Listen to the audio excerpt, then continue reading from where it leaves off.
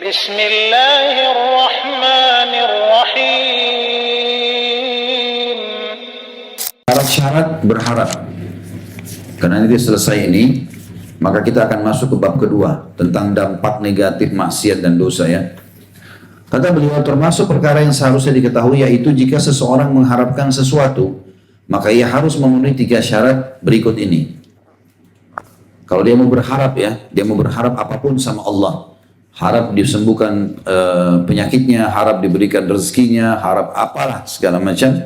Kata beliau, termasuk perkara yang seharusnya diketahui yaitu jika seseorang mengharapkan sesuatu, maka ia harus memenuhi 3 syarat berikut ini. Yang pertama, rasa cinta terhadap apa yang diharapkan. Yang kedua, kekhawatiran tidak mendapat apa yang diharapkan. Dan yang ketiga, usaha untuk memperoleh apa yang diharapkan sesuai dengan kemampuan. Maka dari itu, harapan yang tidak disertai dengan salah satu dari ketiga syarat ini hanyalah akan menjadi angan-angan saja. Harapan dan angan-angan adalah 2 hal yang berbeda. Setiap orang yang berharap adalah orang yang khawatir. Ya. Kalau dia betul-betul berharap, pasti dia khawatir. Ini saya dapat nggak ya? Maka itu akan memicu dia supaya tambah rajin. Andai kekhawatiran tersebut menimpa orang yang sedang berjalan, tentulah ia akan mempercepat jalannya disebabkan takut kehilangan sesuatu. Dalam Jami'ut Tirmidzi atau dalam Sahih Tirmidzi dari Abu Hurairah radhiyallahu anhu yang mengatakan bahwa Rasulullah SAW bersabda, "Man khafa adlaj, wa man adlaja balagal manzil, ala inna sin'atallahi ghaliyah, ala inna sin'atallahi al-jannah." Siapa yang takut terlambat, niscaya ia akan berjalan semalam suntuk, dan barang siapa yang berjalan semalam suntuk, ia pasti akan sampai ke tempat tujuannya. Ingatlah, barang dagangan Allah itu mahal, ingatlah sungguhnya barang dagangan Allah itu adalah surga. Artinya, kalau teman-teman mau berharap betul masuk surga, mau berharap rahmatnya Allah, maka harus bekerja dan berusaha. Dan selalu diikuti antara 2 konsep, khauf dan roja. Khauf artinya dia takut, jangan sampai tidak diterima sama Allah, maka dia berusaha maksimalkan. Dan roja berharap terus, tidak pernah berhenti. Tamak dengan rahmat Allah, ini bagian daripada syariat. Saya pernah jelaskan teman-teman, jangan tunggu sakit baru minta kesembuhan. Walaupun itu sunnahnya, kalau sudah sakit silakan minta kesembuhan. Tetap lebih afdal, kalau kita lagi sehat kayak sekarang, Masya Allah lagi sehat semuanya, Bapak Ibu lebih baik berdoa sama Allah, mengatakan, "Ya Allah, pertahankan kesehatanku." Itu lebih afdal, lebih baik, karena tamak dengan rahmat Allah dibandingkan kalau sudah sakit minta disembuhkan. Ya. Lebih baik teman-teman kita lagi kaya, lalu kita mengatakan, "Ya Allah, berkahi, tambahi, yang segala macam." Tamak dengan rahmat Allah, daripada sudah bangkrut baru minta jalan keluar sama Allah. Walaupun yang kedua boleh, tapi ini lebih afdal. Minta kesehatan selama sehat, minta kekayaan selama kaya, minta diberkahi keturunan sementara keturunan sudah ada, itu jauh lebih afdal, lebih baik, ya lebih mulia, pahala yang lebih besar dibandingkan nanti kalau sudah ada masalah baru kita minta solusi. Itu yang dimaksud. Jadi kalau orang, kata Nabi SAW, ini bahasa yang mengandung kiasan yang sangat tinggi ya. Kata Nabi SAW, siapa yang takut terlambat, jangan sampai ada amal yang tidak diterima nih. Jangan sampai amal saya kurang untuk masuk surga, niscaya ia akan berjalan semalam suntuk. Maksudnya ibaratnya, dia akan jalan sepanjang hidupnya istiqamah. Berada di antara harapan dan ketakutan. Dia selalu begitu. Ya.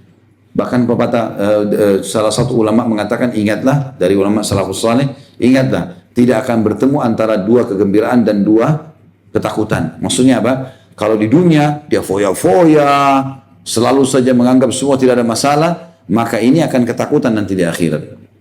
Tidak bisa ketemu antara itu sama kegembiraan di akhirat nanti.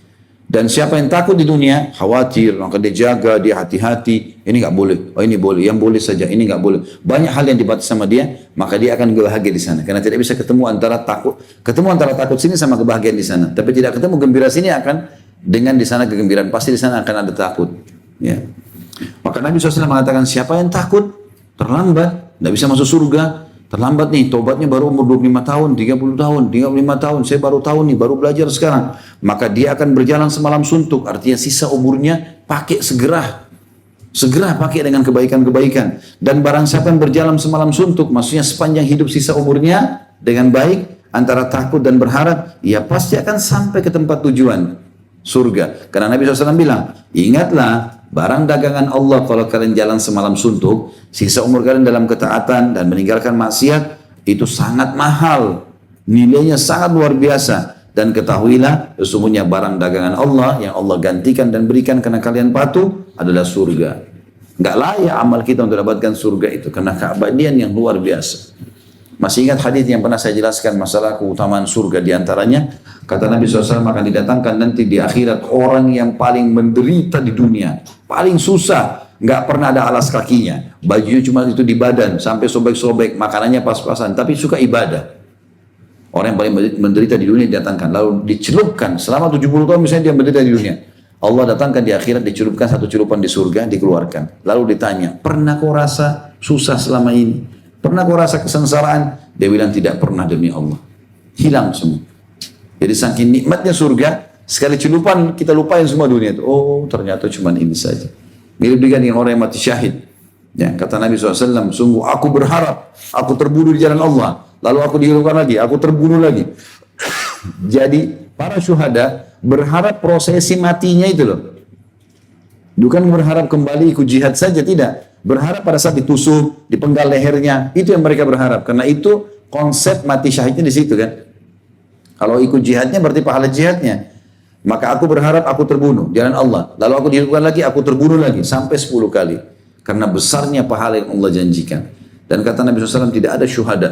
Tidak ada orang yang mati syahid kecuali semuanya. Tidak ada orang yang meninggal berharap kembali ke dunia kecuali para syuhada. Mereka berharap mereka dihidupkan lagi, kemudian mereka terbunuh lagi. Begitu terus. Jadi prosesi matinya yang kita anggap itu, oh ini ditusuk nih, oh ini dipenggal nih. Justru itu yang mereka harapkan. Karena ternyata prosesi itu tidak seimbang dengan balasan apa yang mereka dapatkan. Semuanya mereka lihat begitu mati, hijab matanya terbuka sudah. Oh ini malaikat, oh ini surga. Bahkan ruhnya orang beriman yang mati syahid itu, semoga Allah karuniakan kita, itu berada di pelatuk-pelatuk burung yang berterbangan di surga. Dia menikmati semuanya. Coba baca keutamaan syuhada seperti apa gitu. Dan itu yang dimaksudkan di sini. Jadi dia akan berusaha karena dia sudah tahu. Sebagaimana Allah Subhanahu wa taala memberikan harapan untuk orang-orang yang melakukan amal saleh, maka dia juga menyertakan rasa takut bagi mereka. Ya. Jadi kalau Bapak Ibu rasa, Ustaz saya kok rasa takut ya, nanti saya masuk neraka nih. Itu tanda-tanda keimanan. Karena dengan adanya rasa takut itu kita kayak jadi pengawas.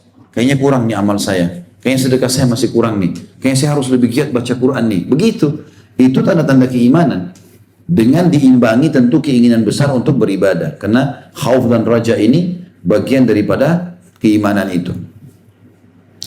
Kata beliau, sebagaimana Allah SWT memberikan harapan untuk orang-orang yang melakukan amal soleh, dia ingin semangat mengerjakan amal soleh, maka dia juga menyertakan rasa takut bagi mereka. Takut, khawatir. Ya.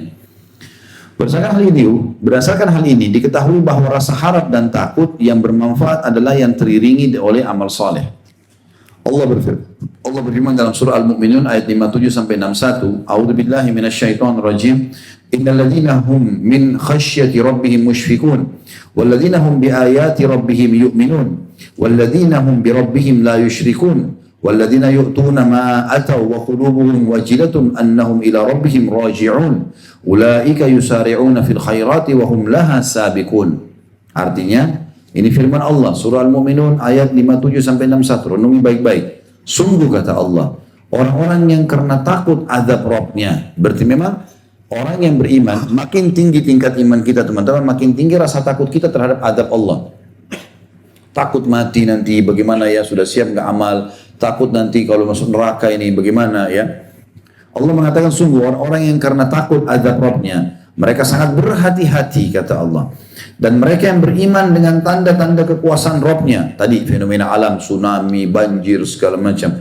Dan mereka yang tidak mempersekutukan Rabbnya, mereka tidak minta-minta kepada selain Allah, batu, patung, jimat, segala macam. Dan mereka yang memberikan apa yang mereka berikan atau sedekah dengan hati yang penuh rasa takut, karena mereka tahu bahwa sungguhnya mereka akan kembali kepada Rabb mereka.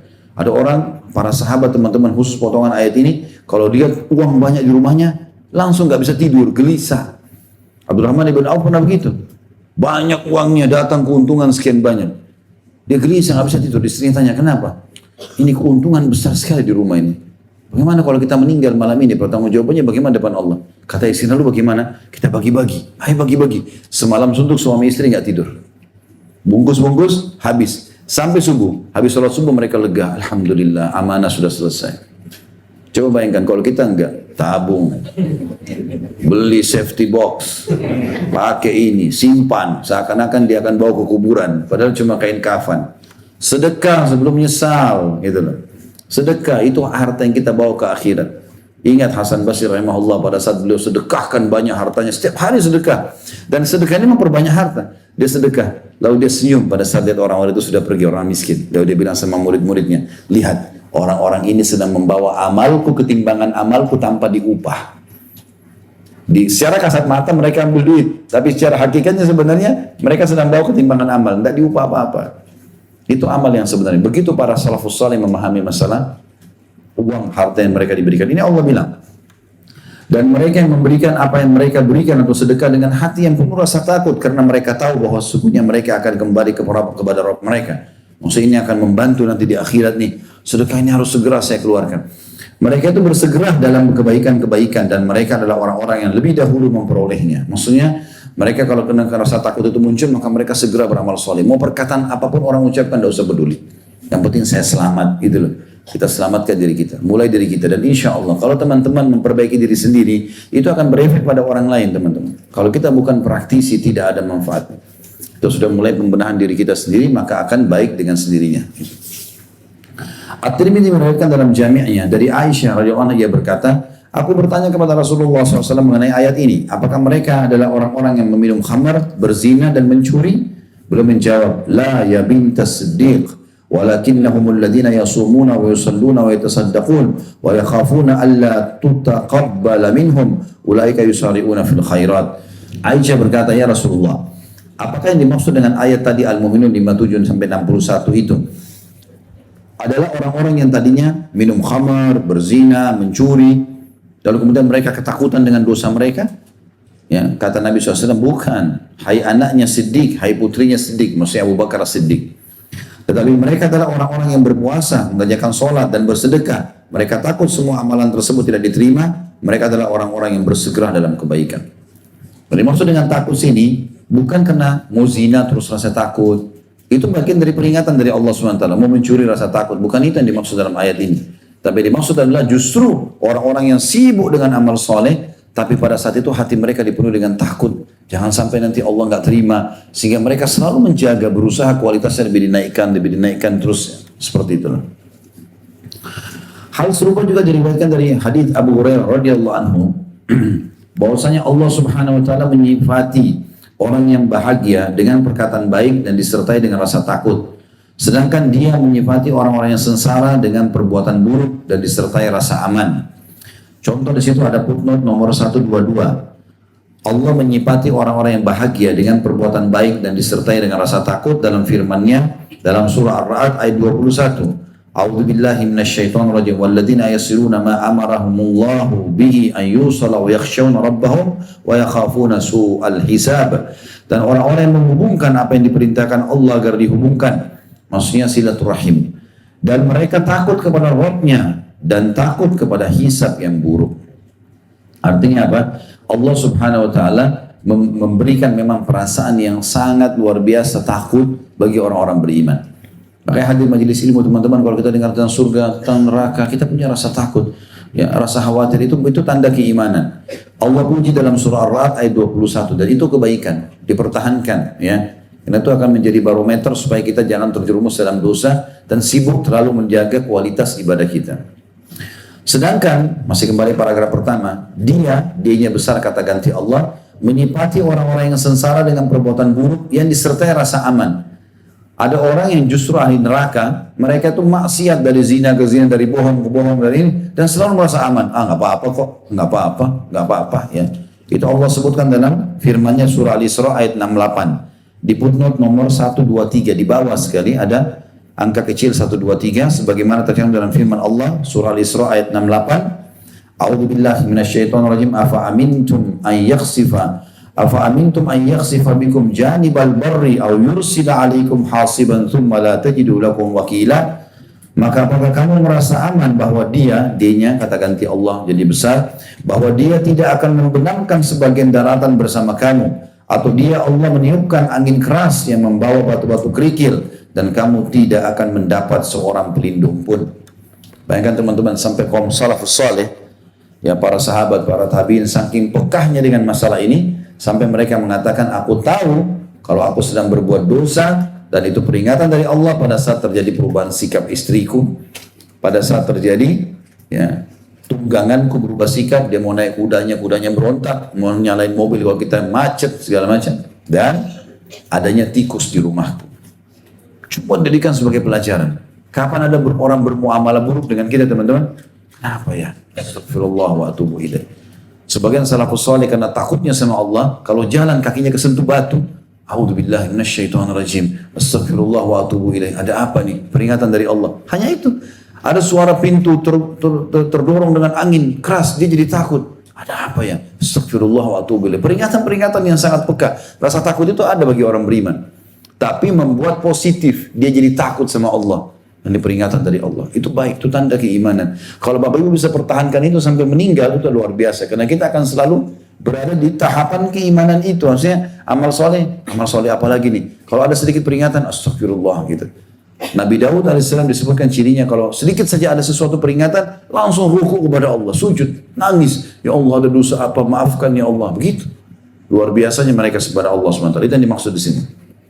Kata beliau, siapa saja yang memperhatikan kondisi para sahabat, niscaya ia akan mendapati mereka berada pada puncak amal disertai dengan puncak rasa takut. Adapun kita menggabungkan antara kurangnya amal, bahkan kelalaian dengan rasa aman. Sayangnya kita terbalik. Amal kita kurang, selalu merasa aman. Mereka sudah amalnya besar, ketakutannya juga besar. Itu yang harus terjadi sebetulnya. Makanya sekali lagi kalau teman-teman merasa takut, sering gitu ada pertanyaan masuk ke saya, Ustaz, saya setelah ikut pengajian saya jadi takut, saya begini, saya begitu, takut dengan dosa-dosa dulu nanti dihukum sama Allah, takut amal saya kurang. Itu tanda keimanan. Saya sering ingatkan, pertahankan itu bagus. Barometer itu nanti akan membuat kita jalan dalam hati-hatian. Enggak mau deh nanti akan begini, enggak mau nanti gitu. Kata beliau, renungkanlah perkataan Abu Bakar As-Siddiq radhiyallahu anhu berikut ini. Aku ingin sekiranya aku menjadi sehelai rambut di sisi seorang hamba mukmin. Athar ini diriwayatkan oleh Imam Ahmad. Abu Bakar berkata, dengan luar biasanya ketaatannya kepada Allah, ya sampai Nabi SAW tunjuk kau Abu Bakar di surga. Berapa banyak jaminan kepada Abu Bakar. Itu pun masih membuat Abu Bakar merasa khawatir, bukan tidak percaya dengan Nabi SAW. Tapi dia tetap itu tingkat jaminan Allah ini diikuti dengan rasa takut yang tinggi. Dia bilang, aku berharap kalau aku cuma menjadi sehelai rambut di badannya orang beriman. Udah orang beriman bisa selamat, aku ikut selamat sama dia. Padahal Abu Bakar siapa dia? Sampai kata Nabi SAW, kalau ditimbang imannya Abu Bakar satu timbangan, dan ditimbang imannya seluruh umat ini, semua sahabat, semua tabi'in, semua kita, yang sudah mati, yang masih hidup, yang akan lahir nanti, ditimbang imannya di sebelah, Abu Bakar lebih berat. Satu orang ngalahin kita semua. Tapi rasa takutnya luar biasa. Dia bilang, saya berharap menjadi sehelai rambutnya orang beriman saja. Disebutkan pula Abu Bakar memegang lisannya seraya berkata, inilah yang menggiringku ke dalam kebinasaan. Beliau pegang lisannya, lalu beliau tarik sendiri, beliau mengatakan, ini yang membinasakan aku. Kalau salah digunakan ini bahaya. Dia nasihati dirinya. Beliaulah orang yang banyak menangis. Seperti sarannya, menangislah. Jika kalian tidak bisa menangis, maka berpura-puralah menangis. Maksudnya buat diri kalian menangis. Baca Al-Quran tentang neraka. Gak bisa nangis. Ya Allah, buat aku nangis. Para sahabat begitu. Pernah Abu Bakar sama Abu Bakar sama Nabi SAW duduk subuh sambil menangis. Karena firman Allah turun pada saat itu, ya, mengingatkan Nabi kenapa 60 tawanan Badar itu nggak dibunuh. Umar datang, Umar lalu melihat mengatakan, wahai Rasulullah, wahai Abu Bakar, apa yang buat kalian menangis? Beritahukan supaya saya ikut menangis. Orang beriman kalau menangis, kita ikut nangis sama mereka. Bukan malah kita bilang, oh itu orang nangis ya. Kenapa dia nangis ya? Malah tanda tanya, gitu kan? Kenapa nggak gembira saja? Kenapa nggak begini saja dan seterusnya? Ya.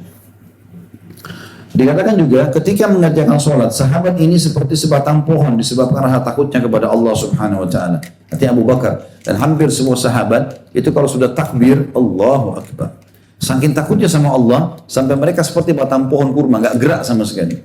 Dalam riwayat dikatakan sampai kalau kumbang atau lebah datang menyengat dahi mereka berdarah, mereka tidak bergerak. Tidak bergerak sama sekali. Ada di antara sahabat Nabi radhiyallahu anhum ajma'in itu sholat, jaga malam pasukan, dipanah oleh musuh, kena jantungnya, sebelah kiri dadanya kena. Itu berdarah, tidak bergerak sedikit pun. Panah. Kita kadang-kadang cuma digigit nyamuk sudah luar biasa. Panah dia nggak gerak. Maka musuh itu curiga, ini manusia atau bukan? Kena disembah belukar. Dilempar lagi anak panah yang kedua, kena di posisi yang sama, luka berdarah sobek, nggak bergerak. sampai penuh anak panah. Karena orang itu lemparin terus anak panah. Penasaran, ini manusia atau bukan?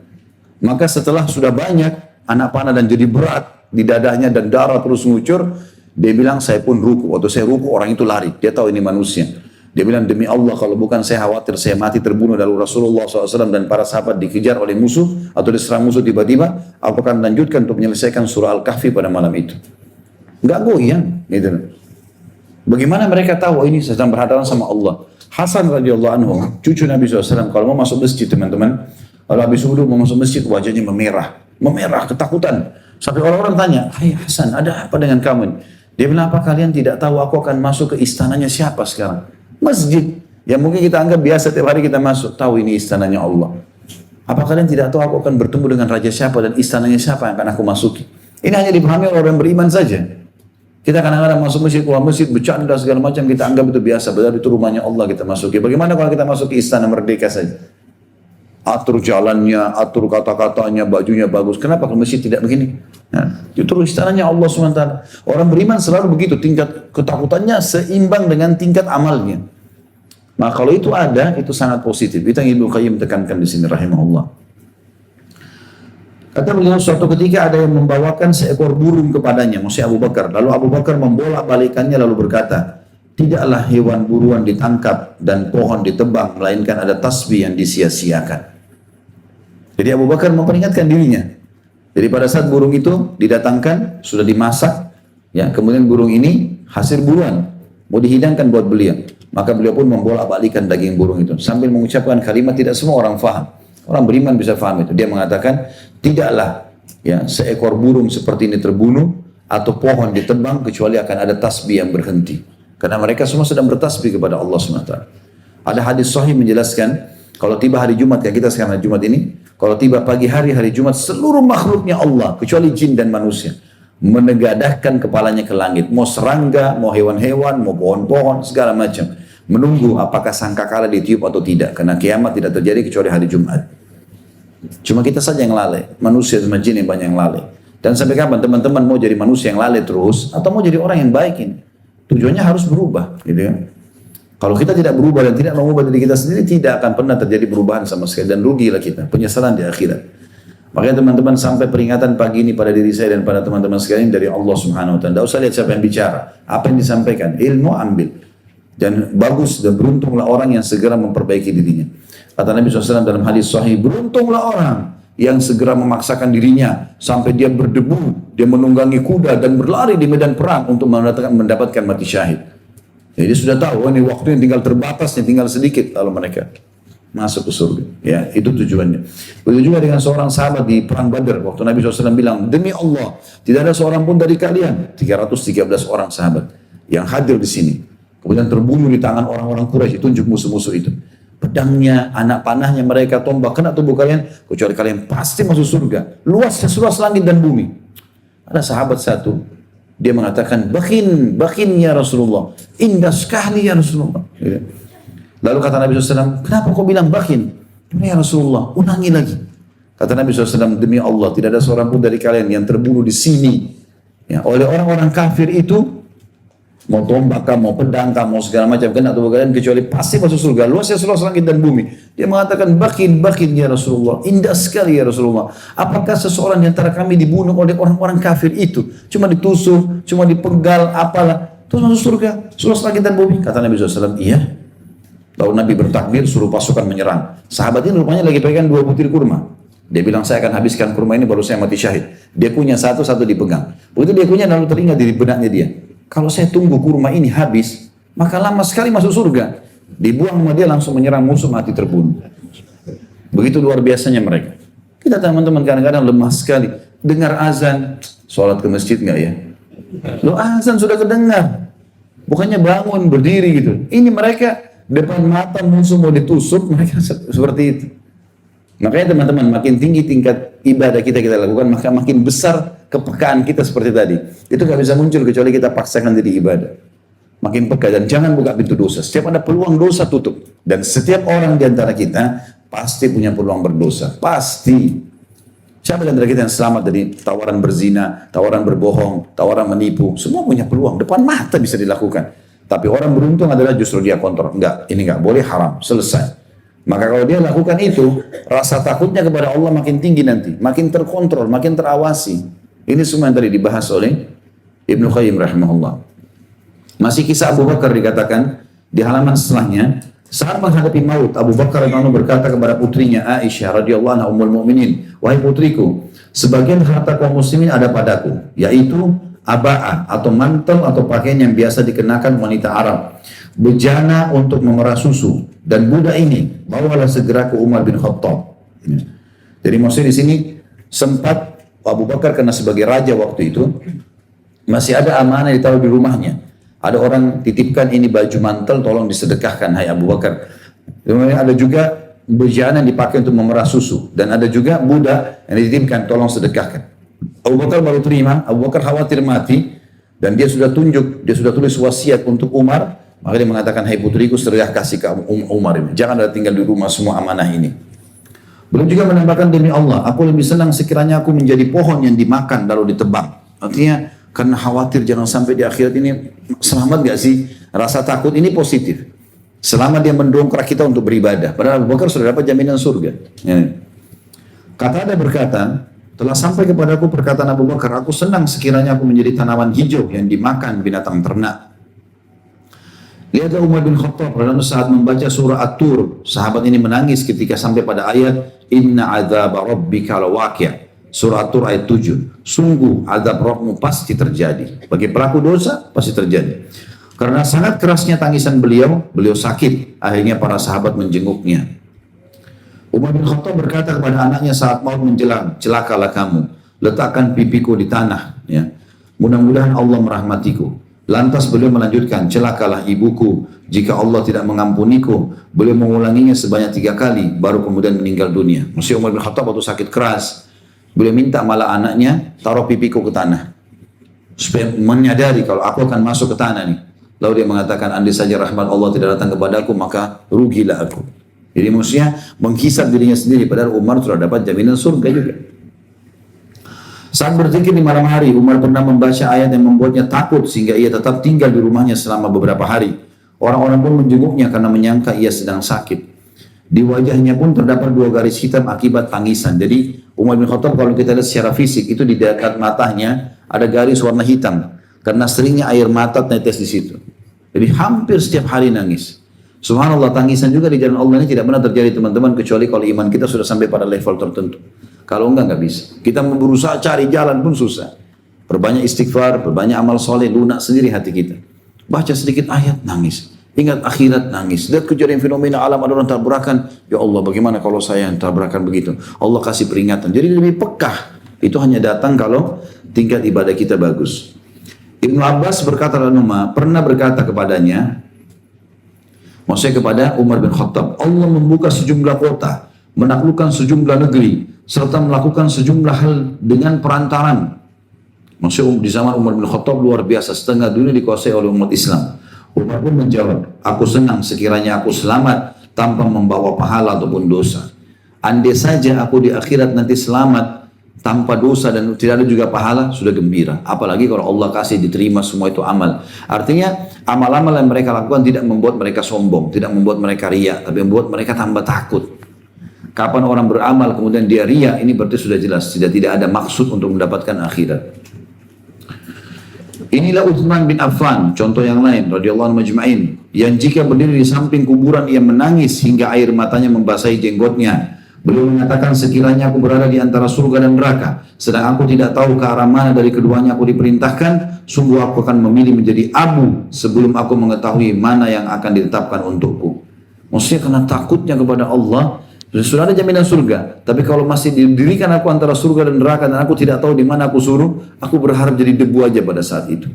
Ini bahasa-bahasa kiasan para sahabat menunjukkan tentang ketakutan mereka.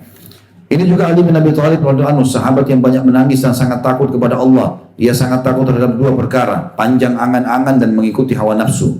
Beliau menjelaskan, panjang angan-angan akan melalaikan akhirat, sedangkan mengikuti hawa nafsu akan mencegah dari kebenaran. Ingatlah, dunia telah berbalik pergi, maksudnya sudah mau habis umurnya dunia ini. Dan akhirat sedang datang menghadap. Masing-masing dari keduanya mempunyai anak, maka jadilah anak-anak akhirat. jangan menjadi anak-anak dunia. Sesungguhnya hari ini adalah amal tanpa hisab, dan besok di akhirat adalah hisab tanpa amal. Ini semua nasihat-nasihat yang luar biasa ya. Jadi teman-teman sekalian, kita angan-angan atau target seorang muslim adalah surga. Kalau angan-angan cuma duniawi saja, selalu mau makan apa besok, makan apa favorit, mau singgah di mana, mau ketemu siapa, urusan dunia semuanya, nggak ada urusan akhirat. Nggak ada pikirannya nanti besok sholat saya harus lebih baik dari yang sebelumnya. Minggu lalu saya tidak puasa Senin Kamis, sekarang saya akan puasa. Kemarin saya belum baca Quran, sekarang saya sudah baca Quran. Bukan program akhirat, tapi dunia aja terus. Maka ini kerugian bagi dia. Ali bin Abi Thalib mengatakan itu angan-angan yang panjang, kosong, dan akhirnya mengikuti hawa nafsu. Ya. Inilah Abu Darda radhiyallahu anhu, sahabat Nabi yang lain. Ia pernah berkata, sungguhnya yang paling aku takutkan pada hari kiamat adalah jika ditanyakan kepadaku, wahai Abu Darda, kamu seorang berilmu, lalu apa yang sudah kamu amalkan dari ilmumu? Beliau juga berkata, sekiranya kalian mengetahui apa yang akan kalian temui setelah kematian, tentulah kalian tidak makan makanan sesuai selera, tidak minum sesuai selera, dan tidak memasuki rumah untuk bernaung di dalamnya. Tapi kalian akan keluar ke daratan tinggi sambil memukul-mukul dada dan menangisi diri-diri kalian. Aku benar-benar amat ingin menjadi sebatang pohon yang dipotong kemudian dimakan. Maksudnya begitu luar biasanya akhirat nanti, hisabnya berat. Harusnya kita hati-hati. Kalau bukan karena takdir Allah aku menjadi manusia, ada hisabnya, maka aku berharap menjadi sebuah pohon ditebang, selesai, habis ceritanya. Di bagian bawah kedua mata Ibnu Abbas radhiyallahu anhu terdapat bekas semacam tali sendal yang usang disebabkan tetesan air mata, karena seringnya nangis maka kelopak matanya itu berwarna hitam. Abi Dzar radhiyallahu anhu pernah berkata, alangkah baik seandainya aku adalah sebatang pohon yang ditebang. Aku ingin sekiranya aku tidak pernah diciptakan. Bukan memungkiri takdir Allah, tapi perkataan ini adalah rasa takut untuk menjadi motivasi bagi dirinya supaya lebih dekat kepada Allah Subhanahu wa taala. Ditawarkan kepadanya nafkah, namun dia berkata, kami telah memiliki kambing betina yang kami perah, keledai yang membawa kami, mantan budak yang melayani kami, dan kelebihan aba'ah atau pakaian yang biasa dipakai wanita Arab, sedang aku takut dihisab atas hal-hal tersebut. Jadi artinya Abu Darda mengatakan waktu mau dikasih banyak hadiah, dia mengatakan sebentar, ini semua saja di rumah ini, adanya ini baju, adanya makanan ini, adanya ini pelayan, ini sudah cukup dari hisab hari kiamat, jangan ditambah lagi. Jadi karena takutnya masalah akhirat. Tamim ad-Dari radhiyallahu anhu, sahabat Nabi yang lain, pernah membaca surah Al-Jathiyah pada suatu malam. Ketika sampai pada ayat dalam Al-Jathiyah ayat 21, A'udzu billahi minasyaitonir rajim, am hasibal ladzina ijtara'u sayyiati an naj'alahum kal ladzina amanu wa 'amilus shalihat. Al-ayah, apakah orang-orang yang melakukan kejahatan atau dosa mengira bahwa kami akan memperlakukan mereka seperti orang-orang beriman dan mengerjakan amal saleh? Maka ia mengulang-ulangi ayat tersebut dan menangis sampai subuh. Jadi karena dia katakan, ada orang sangka kadang-kadang, oh buat dosa nggak apa-apalah, toh sama juga makan sama-sama, tidur sama-sama. Padahal sebenarnya tidak. Allah mengatakan bahkan lanjutan ayat ini, sawa'an mahya wa mamatuhum. Apakah mereka mengira kami samakan dalam hidup dan mati mereka? Sama yahkumun, sungguh buruk apa yang mereka hakimi itu, keliru. Nggak akan sama teman-teman. Kita patuh, kita beriman, kita beramal saleh lalu dikatakan sama dengan orang yang berbuat kedurhakaan, tidak mungkin. Allah SWT mengatakan itu. Abu Ubaidah bin Amir bin Jarrah radhiyallahu anhum ajma'in berkata, aku ingin seandainya aku adalah domba jantan, lalu keluargaku menyembelihnya serta memakan daging dan menghirup kuahnya. Artinya selesai ceritaku. Gitu. Ini semua bahasa-bahasa kiasan karena takut ya. Uraian ini terlalu panjang untuk dipaparkan satu persatu karena banyak sekali bicara kisah tentang sahabat seperti ini. Al-Bukhari berkata dalam sahihnya, bab kaiful mu'minu min an yahbata amaluhu wa huwa la yash'ur. Ketakutan seorang mukmin dari gugurnya amalnya sementara ia tidak menyadarinya. Imam Bukhari khususkan bab itu. Banyak hadis yang menyebutkan dan kisah-kisah para sahabat bagaimana mereka diikuti dengan rasa takut yang puncak. Khawatir jangan sampai sudah 5 tahun pun beramal, nanti bisa muncul riaknya, akhirnya hilang, akhirnya sia-sia gitu ya. Saya subhanallah ketemu dengan beberapa orang ya, diantaranya kemarin ada seseorang saya temui. Waktu saya ketemu saya lihat dia terzalimi, orang ini terzalimi. Dia ngomong begini, begitu, begini, saya sudah buat ini, macam-macam disebut sama dia. Waktu dia bicara saya bilang, akhi, afwan, bisa saya kasih masukan? Bisa. Antum tahu masalah mannan? Mannan ini nyebut-nyebut kebaikan, ya. Itu termasuk Imam Ghazali masukkan dalam kategori dosa besar. Kebetulan dia paham. Dia bilang, iya tahu. Baik. Antum daripada sebutkan kebaikan antum tadi, ini bisa menelan. Betul antum terzalimi, tapi sebutkan kebaikan antum ini bisa menghilangkan pahalanya. Oh iya ya Ustaz ya. Iya. Jangan sampai antum sekian tahun berkhidmat di sebuah tempat menjadi penyebab banyak perkembangan perusahaan itu kah, pesantren itu kah, lembaga itu kah. Antum sudah punya andil, sudah ada pahalanya. Sekarang antum terzalimi. Lalu antum sudah tidak dapat hak dunia, tidak dapat juga hak akhirat. Rugi benar. Udah hak dunia antum tidak dapat, itu aja antum urus. Gak usah sebut-sebut yang sudah berlalu. Iya benar. Iya, nanti hilang dua-duanya. Kadang-kadang subhanallah manusia tidak sadar. Nyebut-nyebutin ternyata hilang percuma nanti. Ya. Jadi teman-teman kalau sudah beramal soleh, diam, sudah tutup. Malaikat sudah catat, tidak ada yang tahu. Tidak usah ada yang tahu. Kata Nabi SAW, Inna Allah yuhibbut taqiyul ganiyul khafi. Allah sangat cinta hambanya yang bertakwa, patuh, kaya, suka menyumbang, dan suka merahasiakan amal, khafi. Gak ada yang tahu amalnya, dia buat, dia pergi. Udah, dia nyumbang, dia diam.